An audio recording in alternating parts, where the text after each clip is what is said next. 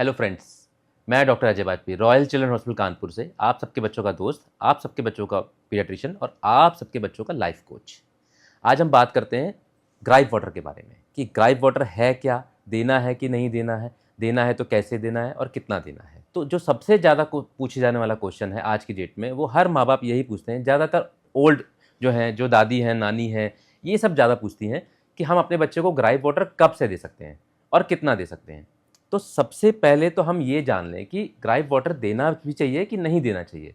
देखिए, gripe water की अगर हम बहुत पुरानी हिस्ट्री पे जाएं, मैंने सर्च किया, कई चीज़ें देखी, कई चीज़ों को समझा, उसके बाद मैंने ये देखा कि जो ग्राइप वाटर है वो बेसिकली बाज़ार में जो मिलता है वो कोई एक कंपोजिशन नहीं होता। हर कंपनी का अलग अलग कंपोजिशन होता है। इसलिए ये कह पाना मुश्किल है कि ये ग्राइप वाटर देना है कि नहीं, वो वाला देना है कि नहीं देना, कि वाला देना है कि नहीं देना। तो हर एक की अलग अलग प्रॉपर्टी होती है और हर ग्राइप वाटर पे लिखा होता है नॉन अल्कोहलिक। तो आज की डेट में मिलने वाला जो भी ग्राइप वाटर है वो आयुर्वेदिक है और नॉन अल्कोहलिक है।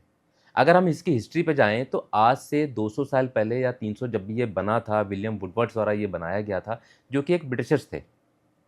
बेसिकली उन्होंने बनाया था इसको, उस जमाने में एक बीमारी फैली थी, फेन फीवर। उन मरीजों को ये दिया जाता था। उसमें अल्कोहल होता था, टिल ऑयल होता था और बहुत सारे और कंपोजिशन होते थे, साथ में बहुत सारी शुगर होती थी। धीरे धीरे करके इसका प्रयोग मलेरिया में हुआ और मलेरिया के बाद धीरे धीरे करके क्या हुआ कि जब कुछ माँ बाप ने अपने बच्चों को दिया तो उनको थोड़ा सा आराम मिला।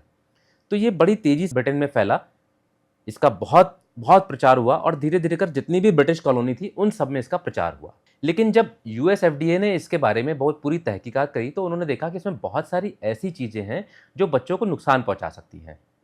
तो सबसे पहले उन्होंने 1983 या 84 में इसको बैन किया कि इसमें अल्कोहल है और कुछ कुछ जो ग्राइप वाटर थे उसमें अल्कोहल की मात्रा 9% तक जा रही थी। 3% से लेकर 9% तक जा रही थी और शुगर की मात्रा भी बहुत ज़्यादा थी। तो उसको सबसे पहले बैन किया।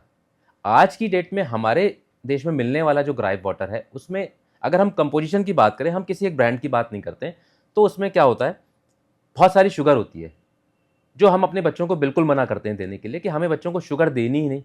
और जब हमारा बच्चा रो रहा होता है और अगर जब वो थोड़ा सा ग्राइप वाटर लेता है तो वो शांत हो जाता है, तो घर वालों को लगता है कि हमारे बच्चे को आराम मिल गया। बेसिकली वो आराम नहीं मिल रहा होता, वो शुगर कंटेंट की वजह से चुप हो गया होता है।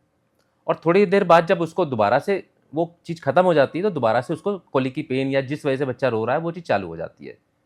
दूसरा कंटेंट, उसमें कुछ बेकरी प्रोडक्ट्स होते हैं जो बच्चों के लिए वैसे ही मना है कि वो सब नहीं देने। तीसरा, उसमें सोडियम बाइकार्बोनेट होता है जो कि एक अल्कली प्रोडक्ट है, वो जो बच्चों को वैसे भी एसिडिटी कर रहा है। कुल मिला के उसमें जितनी भी चीज़ें हैं वो बच्चों के लिए, एक डिल ऑयल को छोड़ के बाकी कोई ऐसी चीज़ नहीं है जो बच्चों के लिए अच्छी हो। ये सारी चीज़ें बच्चों के इंटेस्टाइन पे भी नुकसान पहुंचा सकती हैं, एलर्जीज कर सकती हैं, बच्चों को और ज़्यादा दिक्कतें कर सकती हैं। तो यूएस एफडीए, डब्ल्यूएचओ और हर तरीके की जितनी भी ये संस्थाएं हैं, सब ने इसको नॉन रिकमेंडेड कर रखा है। और मेरी भी ओपिनियन है कि अपने बच्चों को ग्राइप वाटर से बचाएं।